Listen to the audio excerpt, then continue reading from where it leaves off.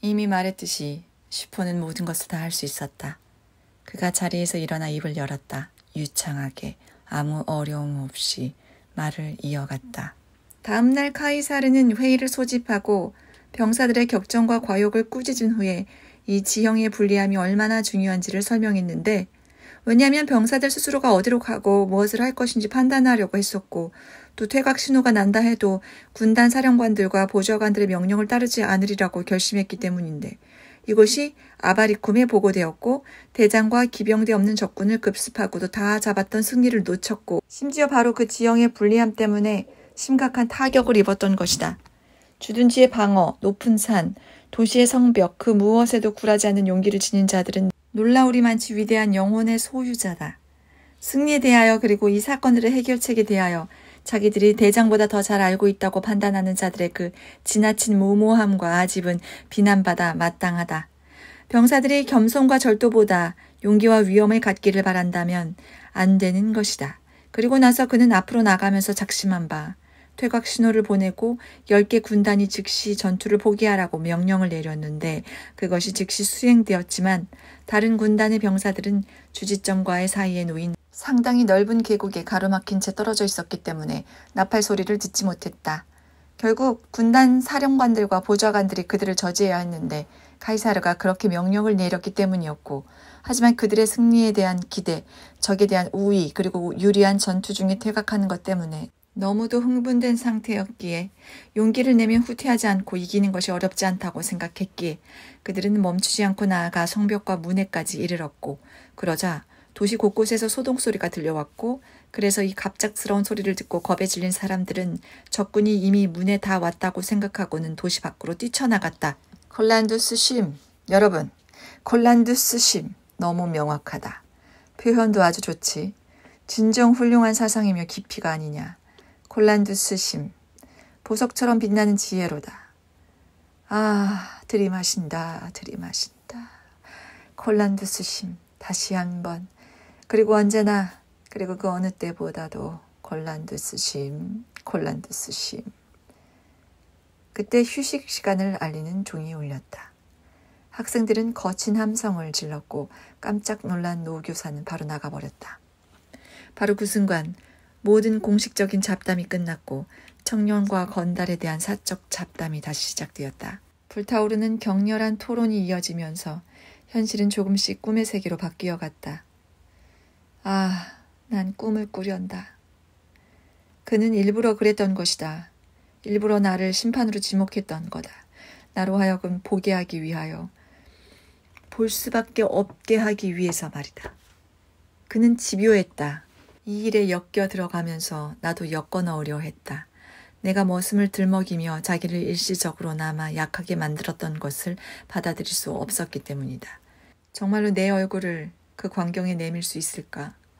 만일 내가 그 바보 같은 짓거리를 받아들인다면 그는 다시는 정상적인 상태로 되돌아갈 수 없을 것이고 나로서는 영원히 도망갈 수 없게 되리라는 걸 느낄 수 있었다. 안 된다. 안 된다. 뭐든 멋대로 해도 좋다. 하지만 내 앞에서는 안 된다. 내 앞에서 절대 안 된다. 신발 속에서 신경질적으로 발가락을 흔들면서 나는 미엔투스의 소매를 붙잡고 애걸하는 듯한 눈길로 쳐다보면서 중얼거렸다. 미엔투스. 그가 나를 밀어냈다. 안 돼. 우리 착한 꼬마 청년. 어쩔 수 없어. 네가 심판이야. 한번 정한 건 그만이란 말이야. 나를 꼬마 청년이라고 부르다니. 얼마나 끔찍한 말인가. 그는 잔인했다. 나는 이제 빠져나갈 길이 없음을 깨달았다.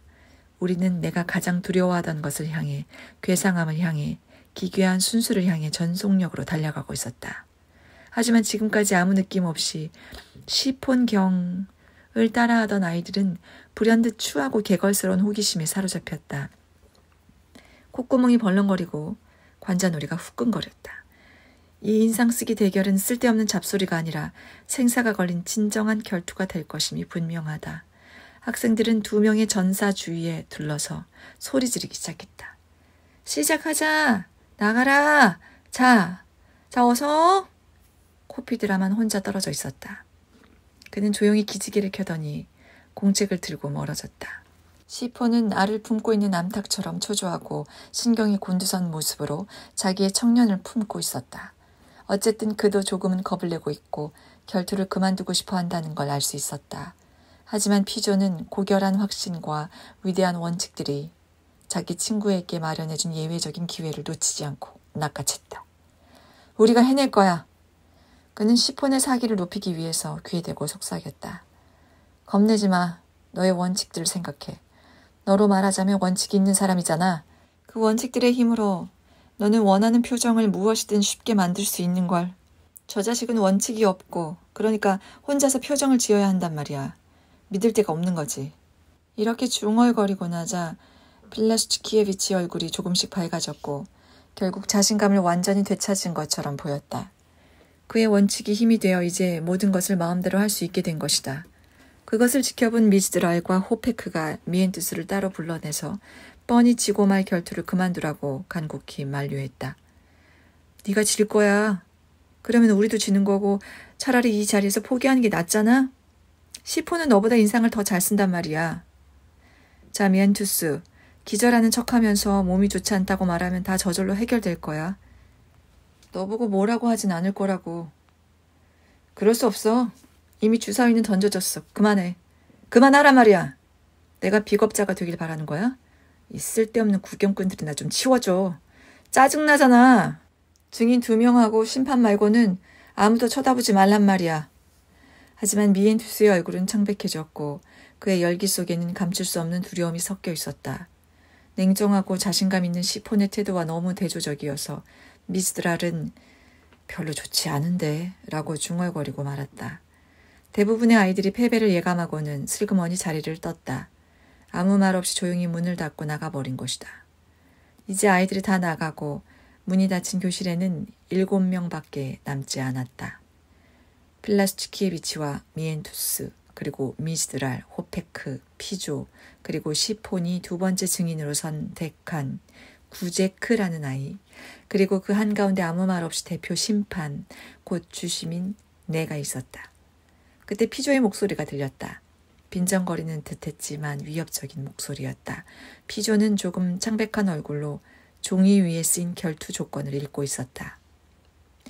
대결을 하는 사람들은 서로 마주보고 한 명씩 차례로 표정을 짓는다.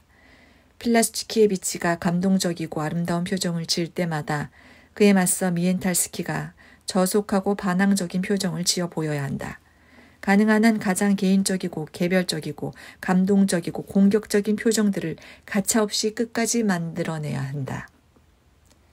피조가 말을 마치자 두 적수는 지정된 자리에 앉았다. 시포는 볼을 비볐고 미엔투스는 턱뼈를 움직였다. 미즈드랄이 이를 부딪히며 선언했다. 시작하십시오.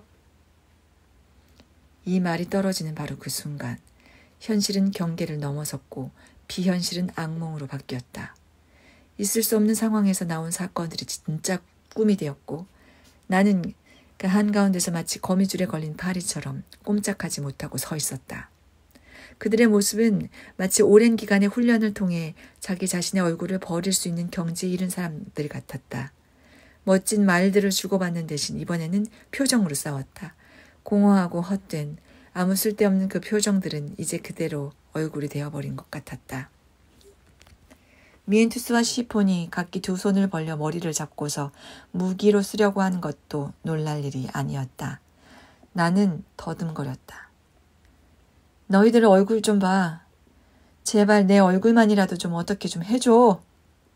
얼굴은 객체가 아니라 주체란 말이야. 주체라고. 주체. 하지만 이미 시폰은 자기 얼굴을 다 준비했다. 드디어 첫 번째 표정을 세차게 날렸다. 지켜보던 내 얼굴이 추인검처럼 일그러질 정도였다. 그는 어둠 속에 있다가 밝은 곳으로 나오는 사람처럼 눈을 찌푸렸고 놀라는 척하면서 좌우를 두리번거렸고 눈알을 돌리기 시작했고 하늘을 쳐다보다가 끔뻑거렸고 마치 천장에 무언가가 보이기라도 하는 듯이 입을 열어 가벼운 비명을 질렀다. 그러다 또 기쁜 얼굴을 했고 무언가 영감을 받고 도취된 듯 계속 그 모습 그대로 있었다. 그러더니 손을 심장에 갖다 대고 한숨을 내쉬었다. 미엔탈스키가 얼굴 근육을 수축시키면서 집중했다. 그러곤 밑으로부터 찌푸린 반격을 날렸다.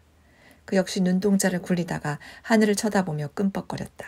그런 다음 놀란 송아지처럼 입을 벌리고 서 있었다. 고개를 사방으로 돌리다가 식도 안으로 파리 한 마리가 들어갔다. 그러자 꿀꺽 삼켜버렸다. 시포는 신경 쓰지 않았다. 미엔투스가 자기 앞에서 표정을 짓고 있다는 것 자체를 무시했다. 그는 자신을 위해서 행동하는 게 아니라 원칙을 위해서 행동한다는 우월성이 있었던 것이다. 그러더니 격정적인 눈물을 쏟으며 오열하기 시작했다. 통한의 후회와 계시 그리고 감동의 절정에 다다른 것이다. 이번에는 미엔투스가 오열했다. 아주 오래 펑펑 울어대는 바람에 콧물 한 방울이 코끝에 매달렸다. 그러자 아주 추하게도 미엔투스는 콧물방울을 흔들어 침바지에 떨어뜨렸다. 미엔투스가 더없이 성스러운 감정에 대해 이토록 모독적인 결례를 범하는 순간 이를 본 시폰의 평정심이 흔들렸다. 더 이상 참을 수가 없었고 오열에 버금가는 분노에 휩싸여 무모한 미엔투스에게 격노한 시선을 내리쳤다. 그것이 바로 미엔투스가 바라던 것이었다. 높은 곳을 향해 있던 시폰의 시선을 자기한테 끌어내리는데 성공한 것을 보고서 미엔투스는 희죽거리며 주둥이를 내밀어 인상을 썼다. 너무도 혐오스러워서 그 모습에 시폰은 직격탄을 맞고 어린애처럼 울기 시작했다. 미엔투스가 승기를 잡은 것 같았다. 미즈드랄과 호페크가 안도의 한숨을 내쉬었다. 하지만 아직 너무 이르다. 시폰은 몸을 숙였고 다시 그럴싸한 표정을 되찾았다. 자기가 미엔투스의 얼굴 때문에 쉽게 흥분했다는 생각이 들었고 또 신경이 너무 곤두서면 얼굴을 더 이상 뜻대로 할 수 없을지도 모른다는 것을 깨달은 것이다. 시폰은 하늘 높은 곳으로 시선을 던졌다. 뿐만 아니라 다리를 앞으로 내밀고 이마 위로 머리카락 한 가닥이 조심스레 내려오게 만들고서 그렇게 서 있었다. 흔들림 없는 원칙과 이상을 가지고 말이다. 그러고 나서 손을 들더니 즉흥적으로 손가락을 하늘로 내밀었다. 너무도 강한 공격이었다. 미엔투스도 서둘러 손가락을 내밀었다. 손가락 위에 침을 뱉기도 하고 코에 쑤셔넣고 긁어대기도 하고 되도록 손가락을 우스운 모양으로 만들었다. 방어를 위해 공격을 하고 공격을 위해 방어를 한 것이다. 하지만 시폰의 불굴의 손가락은 흔들림 없이 하늘을 향하고 있었다. 미엔투스가 자기 손가락을 깨물고 이스에 쑤셔받고 발 뒤꿈치를 긁고 온갖 짓을 다 해봐도 소용이 없었다. 손가락을 더럽히기 위해 인간으로서 할 수 있는 모든 일을 했지만 소용이 없었다. 필라스치키에비치의 손가락은 흔들림 없이 그 무엇도 꺾을 수 없는 힘으로 하늘을 향한 채로 물러서지 않았다. 이미 추잡함을 모두 동원해버렸는데도 시폰의 손가락은 여전히 하늘로 올라가 있었기 때문에 미엔탈스키는 난감한 상황이 되었다. 증인들과 심판은 꼼짝 않고 서 있었다. 미엔투스는 흥분해서 마지막 노력을 했다.